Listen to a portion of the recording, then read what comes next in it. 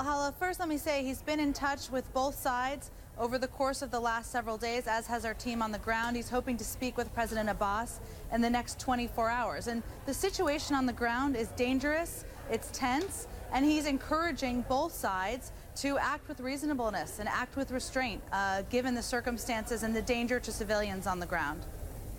But is he urging the Prime Minister not to go ahead with a ground invasion stage? Well, I think that's not the preference of anyone in this case. And we know and we believe that Israel certainly has the right to defend itself. No country can be expected to allow rockets to impact and to threaten the lives of innocent civilians. And Israel has the right to stand up against that. But we need to see a de-escalation here. That's in the interest of everybody on the ground. So it's not the position of the United States that a ground invasion would be justified? Well, I don't want to get ahead of where we are. I think our effort right now, the effort of the Secretary, the effort of our ambassador, is to de-escalate the tensions on the ground. It's dangerous. There are threats posed to civilians, both in Gaza and in southern Israel, and that certainly is of concern to us.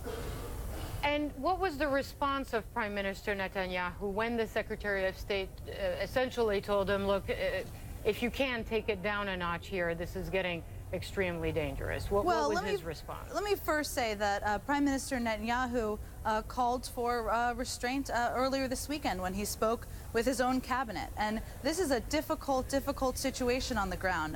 There are innocent men and women who are being threatened, there are rockets coming into Israel that's been happening over the last couple of days. And he is in a position where he needs to defend his own people. But I think over the next couple of days, we're hoping that we can see some steps to de-escalate.